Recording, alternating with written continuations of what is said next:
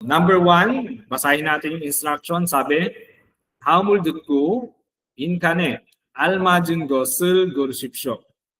Ibig sabihin lang po niyan is listen to the following and please select the correct one to the blank. So makikinig lang tayo and then pipiliin natin dito kung ano ba yung sinabi dyan sa part ng blank. So makinig pong mabuti, ipi-play ko na po yung audio. 1번. 다음을 듣고 빈칸에 알맞은 것을 고르십시오. 여기는 사원입니다. Okay, sa isa pa po, makinig. 여기는 사원입니다. So yung sabi sa audio, 여기는 사원입니다. 여기는 사원입니다. So the correct answer is number 3. 여기는 사원입니다. So yogi meaning po niyan is here, dito. Meron lang topic particle. Sawon meaning po niyan is mosque. So yung sambahan po ng mga Muslim. Merong imnida, yung is, are. So here is a mosque. So dito ang mosque or dito ay mosque. So yun po yung ibig sabihin ng number 1. So dito naman po tayo sa number 2. Ang sabi dyan, 다음을 듣고 들은 내용과 관계 있는 그림을 고르십시오. So ibig sabihin lang po nito is listen to the following and please select the drawing that has relation with the following content. Makinig mabuti at piliin yung drawing na may kaugnayan sa content. So, i-play ko na po yung audio, pakinggan kung ano ba yung may kinalaman doon. Makinig pong mabuti. 2번. 다음을 듣고 들은 내용과 관계 있는 그림을 고르십시오. 점심 먹고 뭐 할 거예요? 공원에 가서 자전거를 탈 거예요. Okay, so isa pa. So nagbanggit ng actions. Makinig mabuti dun sa action na binanggit. 점심 먹고 뭐 할 거예요? 공원에 가서 자전거를 탈 거예요. So kung narinig nyo, yung 자전거를 탈 거예요, and alam nyo yung meaning nun, madali lang po ito sagutan. So yun yung clue nyo, 자전거를 탈 거예요. So 자전거를 탈 거예요, ibig sabihin po niyan is to ride a bike. So the correct answer is number 2. So ito po yung sinabi sa audio. 점심 먹고 뭐 할 거예요? So 점심, ibig sabihin po niyan is lunch. 먹다 meaning to eat. Merong gu, so yung gu pwede po yung end, and pwede rin pong end din. Mo, ibig sabihin is what, and then hal kuyeyo meaning will do. Will do. So ibig sabihin lang po niyan is what will you do after eating lunch? Anong gagawin mo pagkakain mo ng lunch? Sagot ng babae, 공원에 가서 자전거를 탈 거예요. So 공원 meaning po niyan is park. Merong location particle. Kaso. So meaning go and then. Go and then. 자전거를 탈 거예요 meaning will ride a bike. So sabi niya, pupunta daw siya sa park at and then magra-ride daw siya ng bike. So the correct answer is number 2. Yung number 1. So yung verb po natin dito is badminton. Badminton을 치다. So hindi naman yan yung sinabi sa audio, kaya etis po yan. Dito naman, 축구하다. So hindi rin naman yan yung sinabi sa audio, kaya etis po yan. Ito naman, skate를 하다. Nagra-ride ng skates. So hindi rin naman, kaya etis po yan. So pakitandaan na lang po para mag-expand yung vocabulary. Dito naman tayo sa 3 and 4. Yung instruction is 다음을 듣고 물음에 알맞은 대답을 고르십시오. So listen to the following and please select the correct answer to the question. So makinig sa kasunod at piliin yung tamang sagot sa tanong. So may magtatanong sa audio, piliin lang po natin sa choices kung ano yung tamang sagot. So makinig pong mabuti. 3번부터 4번까지 다음을 듣고 물음에 알맞은 대답을 고르십시오. 3번 오늘도 바빠요? 1. 네, 일이 많아요. 2. 네, 일을 잘해요. 3. 아니요, 일이 재미있어요. 4. 아니요, 일을 하고 싶어요. Okay, so isa pa po, makinig mabuti. 3번 오늘도 바빠요? 1. 네, 일이 많아요. 2. 네, 일을 잘해요. 3. 아니요, 일이 재미있어요. 4. 아니요, 일을 하고 싶어요. Okay, so ano kaya ang sagot dyan? So yung sabi sa audio, 오늘도 바빠요? 오늘도 바빠요? So sabi dyan, 오늘 meaning today, merong do meaning also. Sa Tagalog, din. No, din. Bapayo meaning busy. So ibig niya sabihin, are you also busy today? Tagalog, busy ka din ngayong araw? So ano ba yung tamang response dyan? So isa-isahin po natin. Number 1, iri manayo. Iri manayo. So iri manayo meaning to have a lot of work. So maraming trabaho. So ibig sabihin, oo, marami akong trabaho. Yes, I have a lot of work. So number 1 pa lang po, ayan na yung sagot na hinahanap natin. Yan yung sumasagot sa tanong ng lalaki kung busy din ba siya ngayong araw. So nag-yes siya, and then, yes, I have a lot of work. So that's the correct answer. So bakit hindi pwede yung number 2? Sabi dyan, 네, 일을 잘해요. So yes, I work well. So magaling akong magtrabaho. So hindi yan sumasagot sa tanong nung lalaki. Kaya X po yan. Number 3, sabi, 아니요, 일이 재미있어요. 아니요, 일이 재미있어요. Ibig sabihin, no, yung trabaho is interesting or nakakatuwa. The work is fun. So yun po yung ibig niyang sabihin. So hindi po yan sumasagot sa tanong ng lalaki, kaya X din po iyan. Number 4, sabi, 아니요, 일을 하고 싶어요. So no, 일을 하다. So 일을 하다, again, meaning yan to work. Yung gusto ibig sabihin want. Merong gustong gawin. Sabi niya, no, I want to work. So hindi po ito sumasagot sa tanong ng lalaki, kaya po siya mali. So again, correct answer is number 1. So number 4 naman po, makinig mabuti.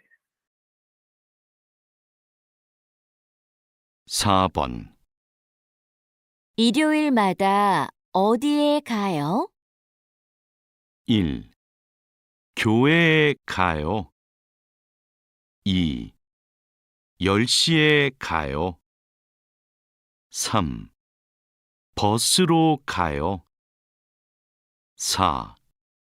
친구하고 가요. Okay, so isa pa po, makinig mabuti. 4번 일요일마다 어디에 가요? 1. 교회에 가요.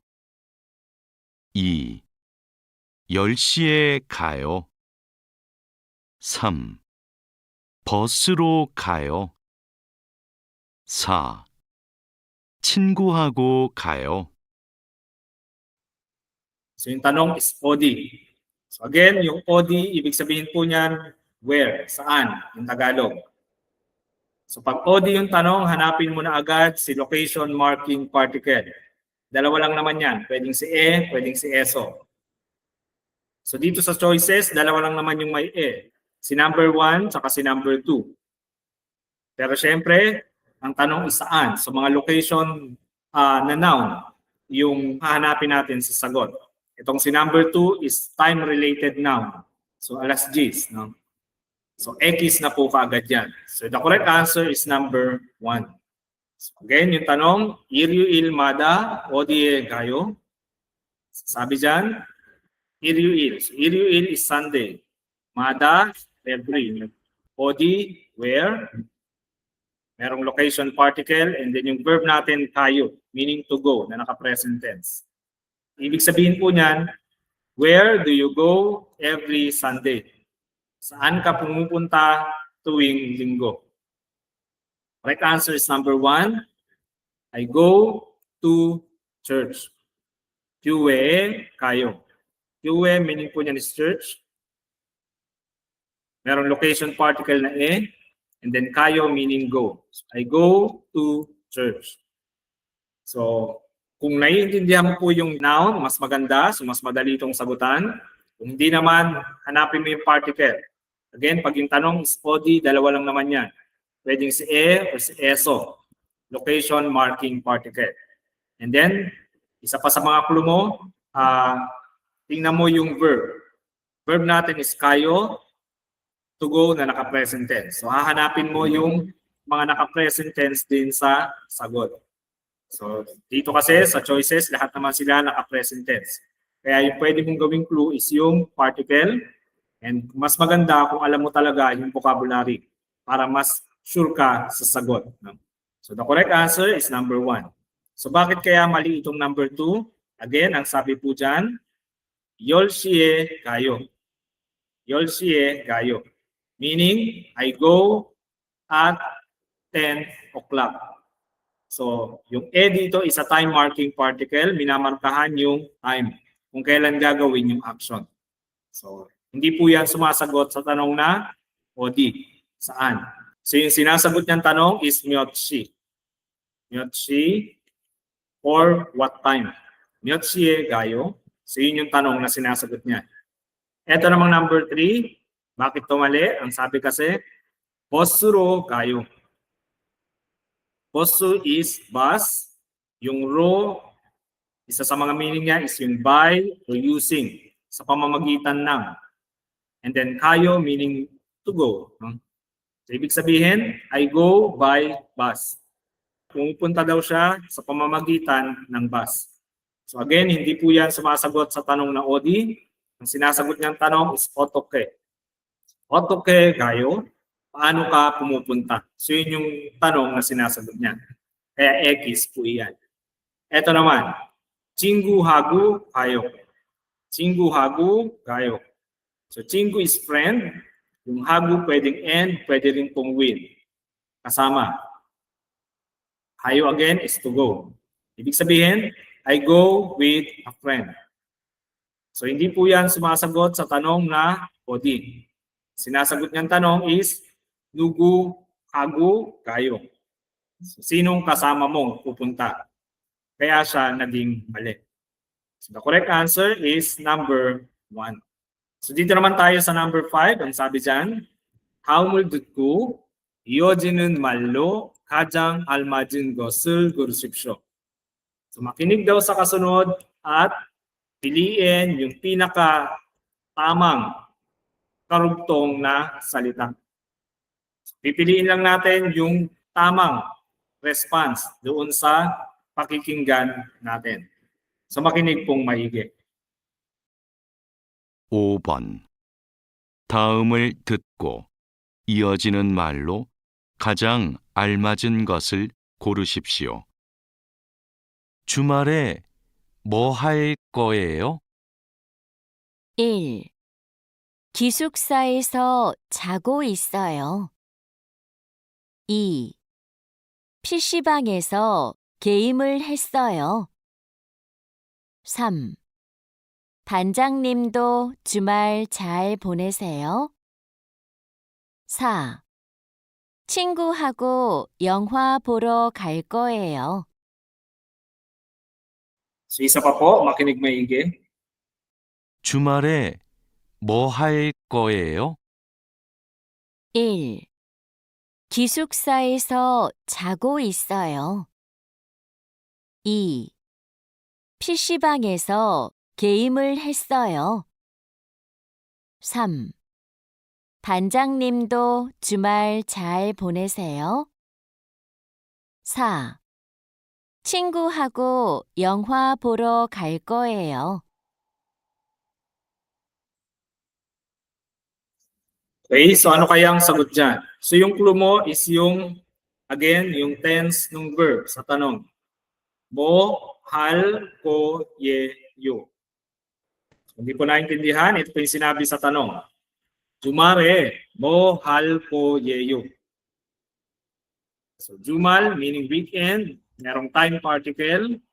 Mo is what? Hal, ko, ye, yo, meaning will. So naka-future tense. So, yung hahanapin mo ngayon sa sagot is dapat naka-future tense din. Gagawin pa lang yung action. So, sabi kasi, what will you do on weekend?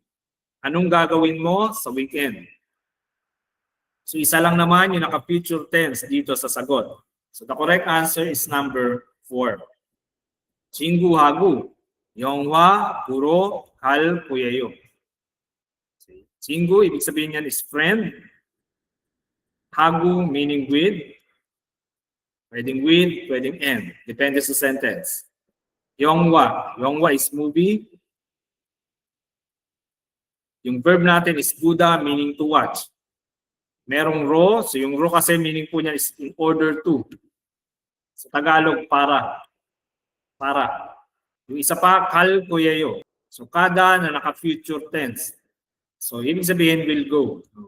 Will go. So pag pinagsama kasi itong ro at gada, ibig sabihin yan to go in order to. Aalis para. No? Na naka-future tense lang dito sa sentence na ito. Ibig sabihin, I will go in order to watch movie with a friend. Sa Tagalog, aalis ako para manood ng sine kasama ang kaibigan. So yun po yung sumasagot sa tanong na mo, hal, kuyeyo.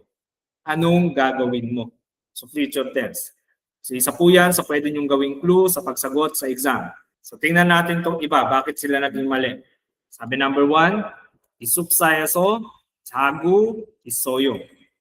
Isuksa, meaning po niyan is dormitory. Merong eso, location particle. Yung verb natin dyan, tsada, meaning to sleep. Merong kuisoyo, ibig sabihin yung present progressive tense. Yung parang nagdadagdag ka ng ing sa English. Kasalukuyang ginagawa yung action. So, ibig sabihin, he is sleeping in the dormitory. So yun siya. X, again, future tense, yung hinahanap natin. Yung action na gagawin pa lang. So mali po yan. Number 2. PC방에서 게임을 했어요. PC방, ibig sabihin po niyan is mga internet cafe. Mga computeran. Merong eso, location particle. Game hada. Ibig sabihin to play a game. Pero dito naka-polite past tense. So tapos na gawin yung action. So X po ito. Ibig sabihin played a game. Naglaro. Tapos na maglaro. So naglaro daw siya ng game sa computer shop. So again, X po yan, naka-past tense. So number 3, 반장님도 주말 잘 보내세요. So 반장님, ibig sabihin team leader, si boss. Merong also, yung to, ibig sabihin also. Ito, 주말 잘 보내세요. Ibig sabihin, have a great weekend. Sabi niya, TL, ikaw din. Have a great weekend. Correct answer is number 4, bukuntanging naka-future tense sa mga choices. So, take note nyo po yung mga vocabularies na hindi nyo pa po alam dyan and make sure na i-memorize para matulungan kayo pagdating nyo ng exam.